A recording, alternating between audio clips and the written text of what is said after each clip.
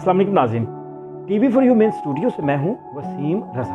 अफ़गानिस्तान में अबूरी हुकूमत की तश्कील के बाद तालिबान ने काबीना के नामों का ऐलान कर दिया है। इस काबीना में कितने लोग शामिल हैं उनकी बात हम बाद में करेंगे। पहले हम उन लोगों की बात करेंगे जो इस काबीना में शामिल नहीं हैं और क्यों शामिल नहीं हैं, वो वजह जो है उसको तलाश करने की कोशिश करेंगे।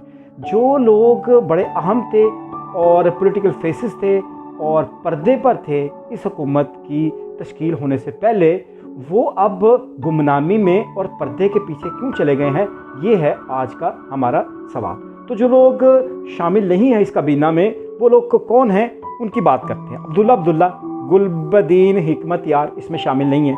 उसके बाद हामिद करज़ई इसमें शामिल नहीं है, अब्बास तानकज़ई शामिल नहीं है, तैयब आगा शामिल नहीं है।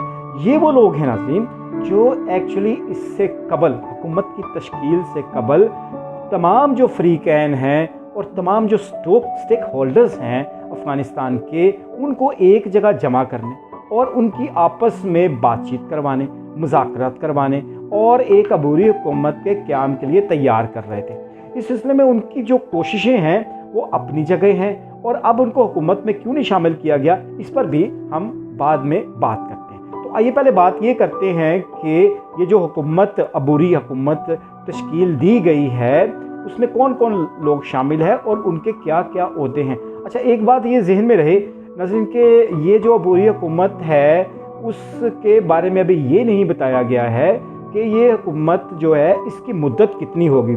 तो ये जो प्रेस कॉन्फ्रेंस आज हुई है तालिबान के तर्जुमान ज़बीहुल्लाह मुजाहिद ने की और उन्होंने बताया कि हुकूमत, ये जो नई हुकूमत बनी है, इसमें नए जो काबीना के लोग हैं उसमें वज़ीर ख़ारजा मुल्ला अमीर ख़ान मुत्तकी, वज़ीर दाखिला सराजुद्दीन हक्कानी, वज़ीर दिफ़ा मौलवी मोहम्मद याकूब, वज़ीर इत्तलात व सक़ाफ़त मुल्ला खैरुल्ला और नायब वज़ीर इत्तलात जो हैं वो ज़बीहुल्लाह मुजाहिद होंगे। वज़ीर ख़ज़ाना की बात भी हुई है, वज़ीर ख़ज़ाना मुल्ला हिदायतुल्लाह बदरी होंगे और वज़ीर तालीम शेखुल्लाह मुनीर को मुकर्रर किया गया है। इस सिलसिले में एक और बड़ा अहम होता है और वो है अदालती अमूर। उस सिलसिले में मौलवी अब्दुल हकीम का इंतखाब किया गया है। तालिबान ने आज इस हुकूमत के बारे में जो दीगर तफसीलात थी उस पर बात करते हुए बताया कि ये जो सेटअप है, एक तो ये मुस्तकिल नहीं है और दूसरी बात ये है कि इस सेटअप को अभी और भी वसी किया जाएगा। जैसे हमने आगाज़ में बात की कि वो क्या वजूहात हैं जिनकी बिना पर वो जो नाम मैंने पहले लिए जो काबीना में शामिल नहीं हैं, उनको काबीना में शामिल क्यों नहीं किया गया। और जैसे कि कहा जा रहा था और तवक्को की जा रही थी कि तमाम स्टेक होल्डर्स को और तमाम जो इम्पॉर्टेंट कबाइल के लोग हैं उनको भी जगह दी जाएगी इस अबूरी हुकूमत में, तो उनको जगह क्यों नहीं देगी, उसकी दो वजूहात हैं। पहली बात तो मैं दोहरा देता हूँ और वो ये है कि ये जो जितने सारे लोग अब तक मंजर आम पर आए हैं, ये पॉलिटिकल फेसेस वो नहीं है जो पहले से मौजूद थे।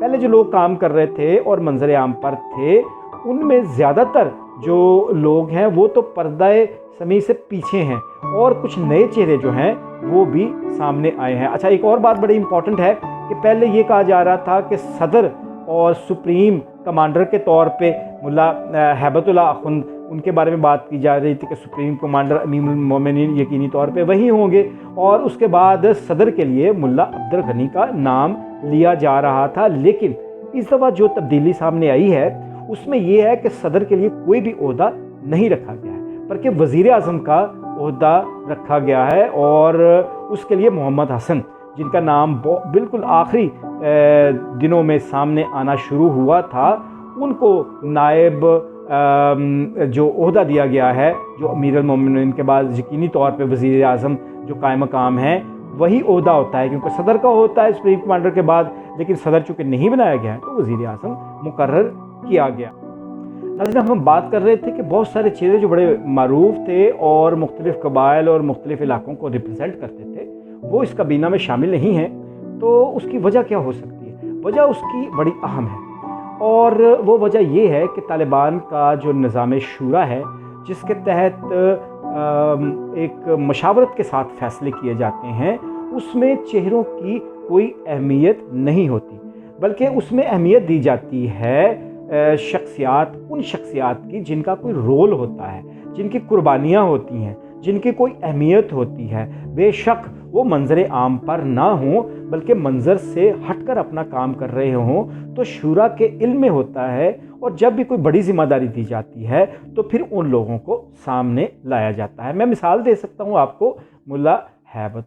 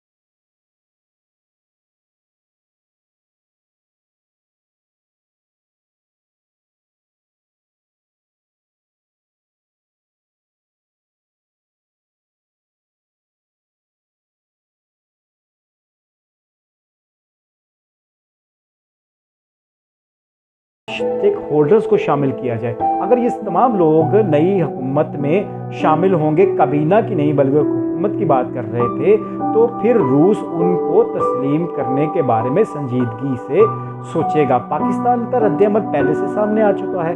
पाकिस्तान कह चुका है कि तालिबान अपने वादों पर अमल करेंगे, इसका दुनिया को यकीन होना चाहिए, क्योंकि इसके अलावा हमारे पास कोई भी दूसरा रास्ता नहीं है। तो पाकिस्तान यकीनी तौर पर ये जो भी हुकूमत बन रही है उसको तस्लीम कर लेगा। और यही लगता है कि अगर आगाज़ पाकिस्तान की तरफ से होगा, और चूँकि पाकिस्तान ने सारी दुनिया से अपील भी की है कि अब वो मुआशी तौर पे और सियासी तौर पे तालिबान का साथ दें, क्योंकि अगर ये लोग कट के रह जाएंगे, ये मुल्क कट के रह जाएगा, तो ये खित्ते नहीं पूरी दुनिया के लिए नुकसानदेह भी शामिल हो सकता है। उसकी वजह ये भी हो सकती है कि मुल्क के अंदर दोबारा से खाना जंगी जो है वो पैदा हो सकती है। इस सिलसिले में नई हुकूमत जो है वो कब से अपना चार्ज संभालेगी और कब से काम शुरू करेगी, उस सिलसिले में बहुत सारी डेवलपमेंट्स अभी आना बाकी हैं।